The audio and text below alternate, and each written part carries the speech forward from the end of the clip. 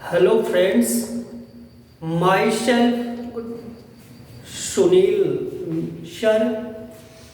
I have come with some special rules of active and passive voice. This part of active and passive voice is very important for the students of all classes. It means this video can be beneficial from class 10th up to TGT, LT, PGT and GRC. Then you can understand that this part of the voice is really so valuable to all to you all. Okay, so the first rule of special rules of active and passive is if there is models in the sentence be changed into passive voice as follows. Sometimes कभी कभी हम लोग देखते हैं कि जो active voice वाला sentence रहता है उसमें मॉडल्स आए होते हैं जिसे हम लोग ऑक्सिलरी वर्ब्स के नाम से भी जानते हैं। इसके अंतर्गत can, could, may, might, should, must, ought to, would, etc. These verbs are thought. इन्हीं क्रियाओं को माना जाता है। तो जब एक्टिव वॉइस में मॉडल वर्ब आया होगा तो पैसिव में चेंज करते समय कैसे चेंज करेंगे, आज हम लोगों को फर्स्ट रूल में इसी चीज को सीखना है। तो जैसे देखिए, इसको मैं लेकर इसलिए आया क्योंकि इस तरह का क्वेश्चन अक्सर आता है और आप लोग गलत करते हैं। एक चीज ध्यान देना, जैसे कभी कभी एक्टिव वॉइस में कैन रहता है तो पैसिव में चेंज करते समय most of the students commit mistake. ज्यादातर छात्र एक गलतियां करते, कैन को कुड में चेंज कर देते हैं, जबकि ऐसा नहीं करना है क्योंकि उन ज्यादातर छात्रों के माइंड में नरेशन वाला रूल समाहित रहता है।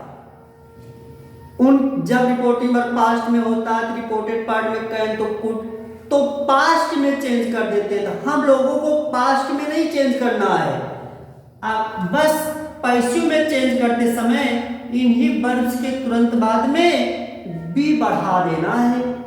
जैसे कि यहां लिखा भी गया है, मान लीजिए एक्टिव वॉइस में कैन है तो पैसिव में कैन भी, कुड भी, शुड भी, कुड भी दो बार लिख दिया गया है, और मस्ट भी, मे भी, माइट भी, वुड भी, आट टू भी। इसमें आप लोग देख रहे होंगे कि कुछ किया नहीं गया है। जो एक्टिव वॉइस में मॉडल वर्ब है, पैसिव में उसी के तुरंत बाद में केवल बी बढ़ा दिया गया है। तो इस तरह से जितनी भी मॉडल वर्ब हैं, अगर ए मिलता है सेंटेंस में तो पैसिव चेंज करते समय बी बढ़ा के लिखना है, और जो एक्टिव से पैसिव में चेंज करने का रूल है उसको तो फॉलो किया ही जाएगा। और चेंज करने का रूल आप लोगों को पता है क्योंकि previous parts of active voice has told you all the process, the methods, the ways of changing a sentence from active to passive voice. Understood? Now we are going to take one example to understand this particular rule. As there is an example, I can pass the exam. मान लीजिए यही question आ गया, अपने लोगों से कहा गया इसको पैसिव बनाइए, तो देख रहे हैं किसमें कैन का यूज है। कैन मॉडल वर्ब के अंतर्गत आता है। तुरंत समझेंगे कि पैसिव में चेंज करना है और एक्टिव वॉइस में कैन है, तो पैसिव में कैन भी हो जाएगा। और उसके बाद अब चेंज करने का यही प्रोसेस है कि सबसे पहले ऑब्जेक्ट को सब्जेक्ट बनाएंगे। आप लोग किसी भी सेंटेंस के सब्जेक्ट वर्ब और ऑब्जेक्ट से परिचित हैं, इसलिए आप लोगों के समझ में आ रहा होगा कि इसमें ऑब्जेक्ट कौन है। और नहीं भी जानते हो तो हमेशा समझ लेना, जो मेन वर्ब होती है इसमें मेन वर्ब पास है। मेन वर्ब के बाद आने वाला जो भी शब्द होता है ऑब्जेक्ट के अंतर्गत आता है। तो इसमें ऑब्जेक्ट की बात अगर की जाए तो the exam is as object and in passive voice the object of active voice is brought as subject. जो पैसिव में जो एक्टिव वॉइस का ऑब्जेक्ट होता है उसी को लाके सब्जेक्ट बनाते हैं। तो पैसिव में ऑब्जेक्ट द एग्जाम है, इसको एक्टिव में द एग्जाम है, पैसिव में चेंज करते समय इसे सब्जेक्ट बनाएंगे तो हो जाएगा द एग्जाम। कैन है, can be, main verb is pass, in passive third form of verb is always used, so the third form of pass is passed. After it by, subject is I, subject को ले जाकर के object बनाया जाता है। तो subject I है तो आई का ऑब्जेक्ट क्या होता है, मी होता है। तो इसका पैसिव बन जाएगा the exam can be passed by me. आप लोग ये एरर मत करना कि कैन को कुड में कुछ लोग चेंज कर देते हैं। तो नोट रखना हमेशा अपने माइंड में कि कैन को कुड नहीं बनाना है, या कुड है तो उसे कैन नहीं बनाना है। एक टेंस का जो चेंजिंग है डायरेक्ट इनडायरेक्ट स्पीच में होता है।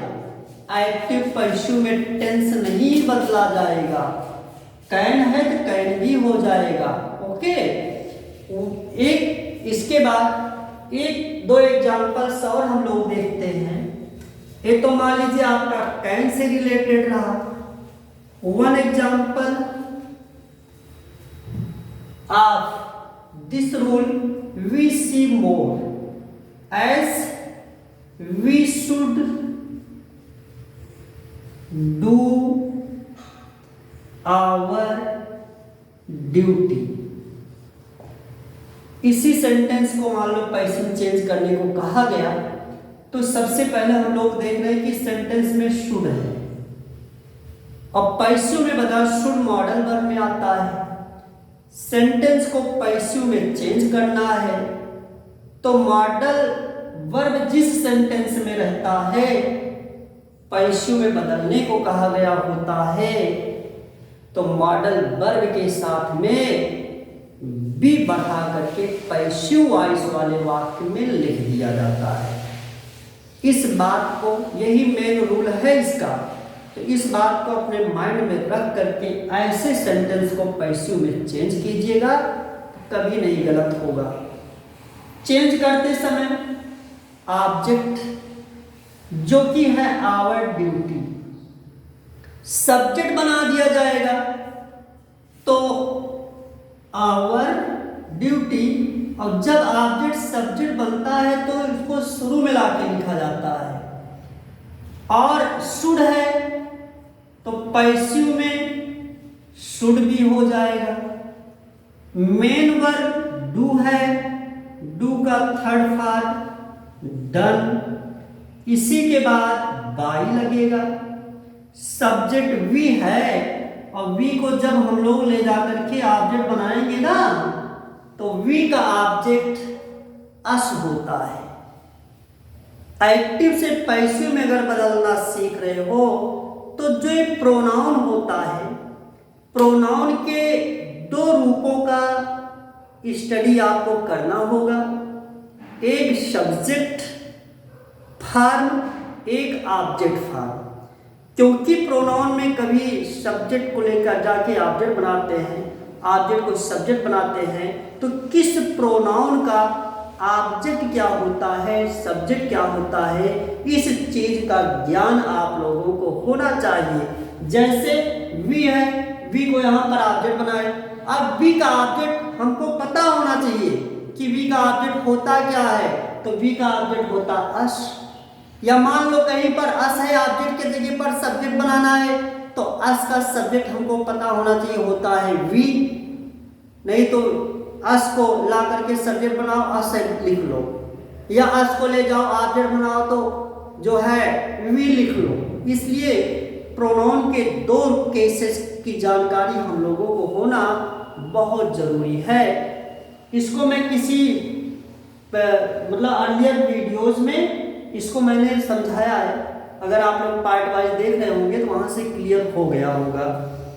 अब इस स्पेशल रूल का जो नेक्स्ट रूल आता है स्पेशल रूल्स के अंतर्गत, वो इस तरह से है कि जैसे कभी कभी क्या होता है कि एक्टिव वॉइस वाले सेंटेंस में to be verb plus to आया होता है। To be verb plus to be verb क्या होता है, जैसे मैंने लिख दिया रूल 2 बना दिया यहां पर कि कभी कभी एक्टिव वॉइस वाले वाक्य में टू बी वर्ब प्लस 2 आया होता है। अब आप लोगों को ये समझने की जरूरत है कि टू बी वर्ब क्या होती है, और हमेशा याद रखना कि इज, एम, आर, वाज या वर, इन्हीं को टू बी वर्ब कहते हैं। अब कुछ लोग सोच में पड़ जाते हैं कि इज, एम, आर, वाज, वर तो हेल्पिंग वर्ब होती है, इसको हम लोग टू बी वर्ब कैसे मान लें।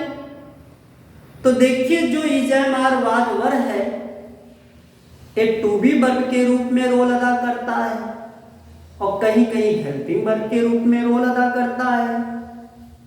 तो ये समझने की बात है कि इज, एम, आर, वाज, वर किस जगह पर हेल्पिंग वर्ब माना जाएगा और किस जगह पर कैसे सेंटेंस में टू बी वर्ब माना जाएगा।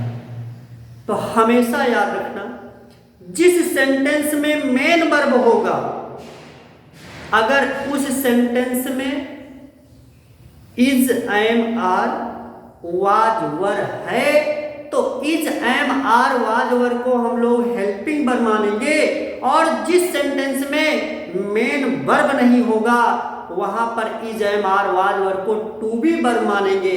जैसे एग्जाम्पल के माध्यम से हम लोग समझ सकते हैं, जैसे भी कहा जाए ही इज ग्रेट, तो यहां पर इस सेंटेंस में हम लोग देख रहे हैं कि ये तो प्रोनाउन या सब्जेक्ट है और ये आपका ग्रेट एडजेक्टिव है और इज वर्ब है।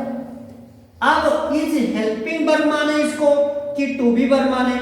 देखो is, am, are, was, were के तुरंत बाद में या सेंटेंस में मेन वर्ब नहीं है, तो जब मेन वर्ब नहीं है तो यहां पर जो इज है इसको हम लोग टू बी वर्ब कह सकते हैं। और अगर यही सेंटेंस ऐसे हो जाए कि ही इज कमिंग, तो यहां पर इज के बाद कमिंग आ रहा है जो वर्ब है। अगर is am are was were वाले वाक्य में वर्ब है तब is am are was were को हेल्पिंग वर्ब कहते हैं, और जब वर्ब नहीं है तब उसे हम लोग टू बी वर्ब कहते हैं। अब आप लोगों के समझ में टू बी वर्ब आ गया होगा। और एक्टिव वॉइस वाले वाक्य में कभी कभी टू बी वर्ब आया होता है और उसके बाद में तुरंत देखा जाए तो टू लगा हुआ होता है, तो ऐसे सेंटेंस को कैसे बदलेंगे पैसिव वॉइस में? तो एक एग्जांपल देखो, जैसे he is to catch the train. अब इसी को पैसिव चेंज करना है, तो यहां पर इज टू बी वर्ब है। अब कुछ लोग सोच रहे होंगे कि बताया गया कि is am are was were वाले वाक्य में मेन वर्ब नहीं होगी तब इज को टू बी वर्ब मानेंगे, और यहां पर तो कैच मेन वर्ब है। लेकिन देखिए कैच मेन वर्ब है, लेकिन इसके ठीक पहले देखिए आप लोग टू आ रहा है, तो वर्ब के फर्स्ट फॉर्म के पहले अगर टू आया रहता है तो इसको हम लोग इंफिनिटिव मानते हैं। और इंफिनिटिव किसको कहते हैं? इंफिनिटिव जो होता है ना, ये नाउन का कार्य करता है। आप लोग इंफिनिटिव का डेफिनेशन पढ़ा होगा, इंटरमीडिएट में इंफिनिटिव से सिंपल बनाना सिखाया गया होगा, तो वहां पर इंफिनिटिव के बारे में बताया गया होगा कि जो इंफिनिटिव होता है ये वर्ब के फर्स्ट फॉर्म से पहले टू लिखने से बनता है और नाउन का कार्य करता है, और इसकी हिंदी में पहचान नामनेनी होता है। जैसे पकड़ना अंत में ना आया, और इसका जब गहराई में जाकर के अध्ययन किया गया तो ये पाया गया कि ये कार्य करता है नाउन का, ठीक ना। तो ये तो नाउन है, वर्ब नहीं है, केवल बाहर से देखने में वर्ब दिख रहा है। और जिनको पता है कि वर्ब के फर्स्ट फॉर्म पर टू लगा रहता है तो वो इंफिनिटिव वर्ब होती है, नाउन का कार्य करता है, इसको हम लोग नाउन के निगाह से देखेंगे। जब देखने का नजरिया बदलेंगे तो इस तरह की वर्ब जहां पर दिखाई देगी उसमें नाउन नजर आएगा ना। क्या नजर आएगा? नाउन नजर आएगा, क्योंकि सबसे बड़ी विशेषता होती है कि आदमी जिस चीज को जिस निगाह से देखने लगता है उसको उसमें वही दिखने लगता है। जैसे लोग पत्थर में भगवान को देखने लगते हैं, पत्थर को भगवान के रूप में पूजने लगते हैं।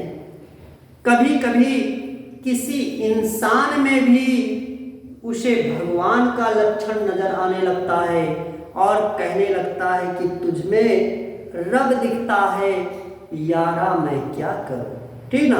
उसी प्रकार से हमेशा याद रखना, जो टू कैच है मतलब नाउन है, तो टू बी वर्ब वाले वाक्य में कहीं पर हमें वर्ब मेन वर्ब नहीं दिख रहा है, इसलिए टू बी वर्ब है। फिलहाल is am are was were के तुरंत बाद में is am are was were to be verb हो गया। इसके तुरंत बाद में देखो टू लगा है, तो जब is to, am to, are to, was to, were to आया होगा तब पैसिव में बदलते समय इस ऐसे सेंटेंस में भी वही प्रक्रिया अपनाई जाती है जो आप लोग फर्स्ट रूल में पढ़ा है। फर्स्ट रूल में क्या पढ़े कि मॉडल के साथ में बी बढ़ जाता है। उसी प्रकार से इस रूल में भी वही नियम लागू होगा कि जो टू बी मतलब is to, am to, are to, was to, were to है, इसी टू के बाद बी बढ़ जाएगा। एस मान लीजिए आपके सेंटेंस में इज टू,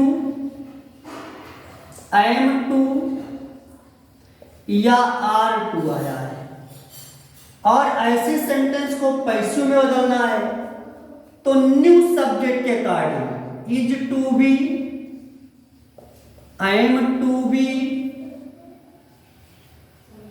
या आर टू बी हो जाएगा।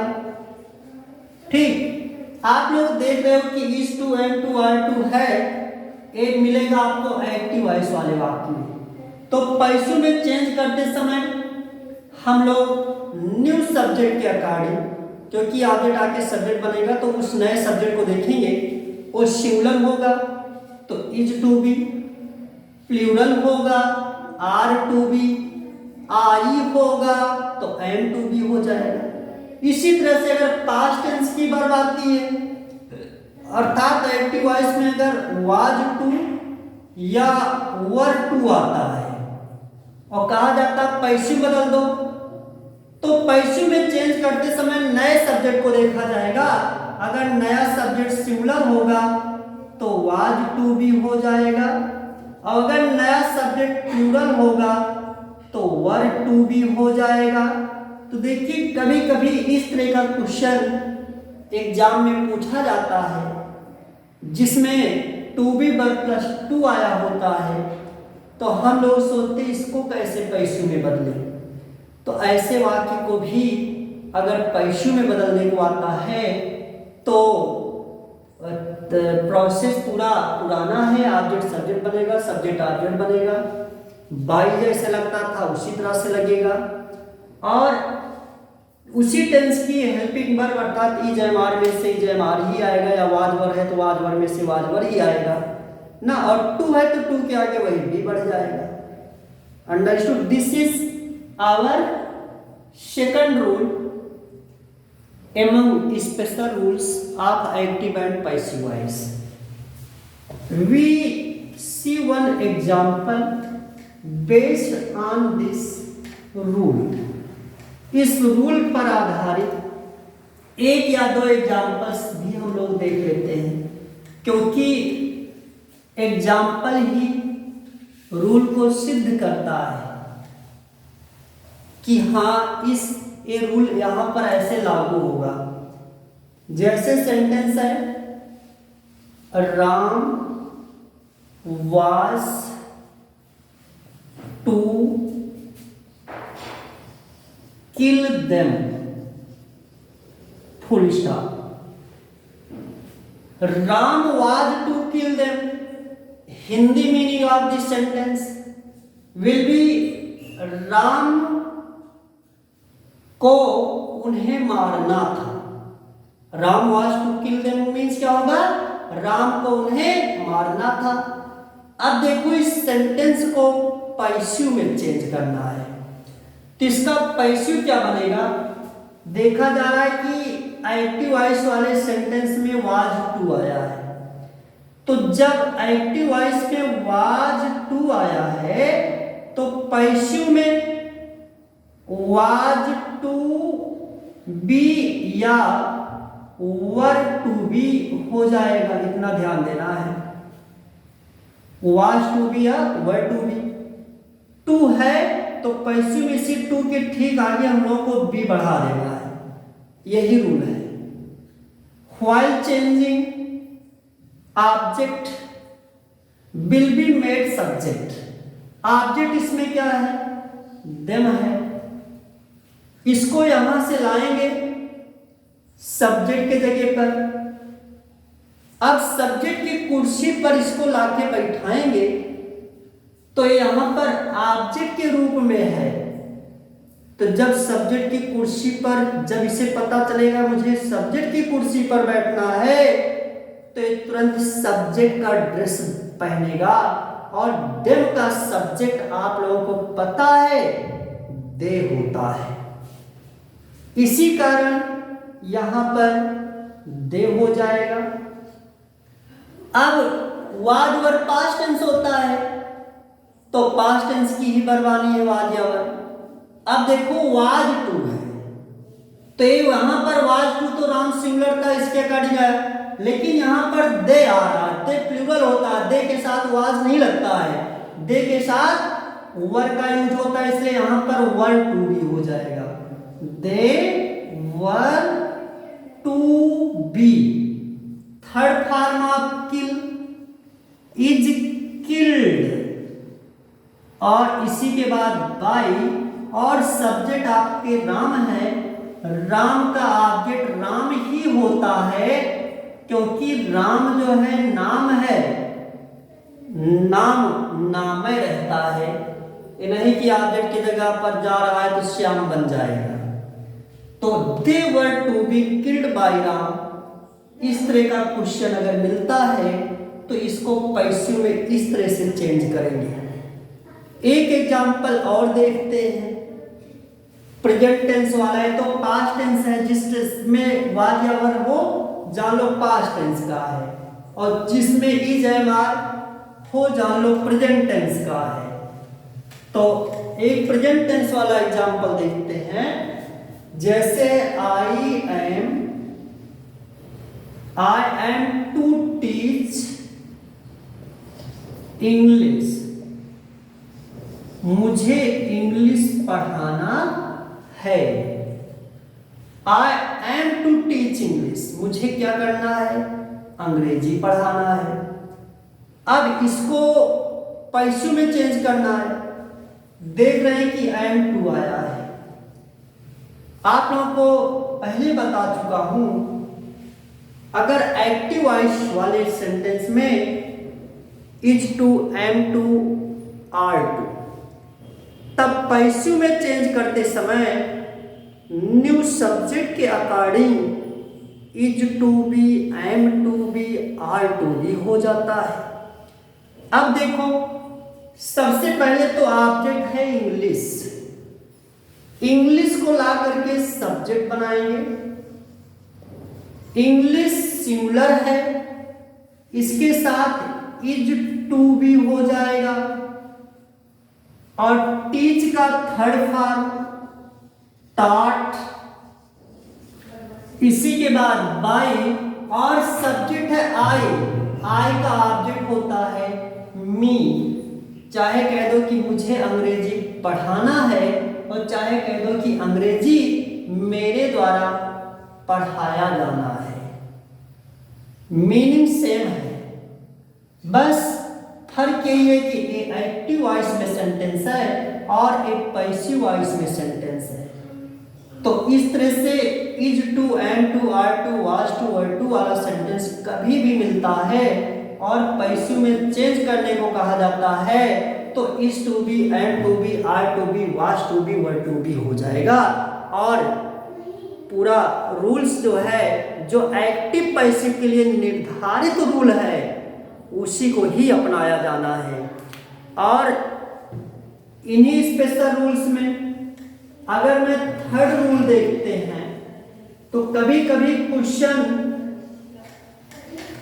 इस तरह का भी मिलता है। एक थर्ड रूल तो देखिए, कभी कभी एक्टिव वॉइस में क्या होता है, हम लोगों को has to, have to,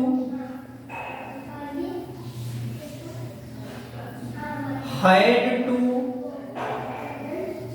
shall have to या will have to, will have to मिलता है। ओके, देखिए हैज टू, हैव टू, ये दोनों तो प्रेजेंट होता है, प्रेजेंट टेंस में आता है। अगर हैज टू, हैव टू है तो पैसिव में बदलते समय न्यू सब्जेक्ट के अकॉर्डिंग हैज टू बी या हैव टू बी हो जाएगा। और अगर एक्टिव वॉइस में हैड टू है तो पैसिव में चेंज करते समय हैड टू बी हो जाएगा। और ये दोनों फ्यूचर टेंस में आते हैं।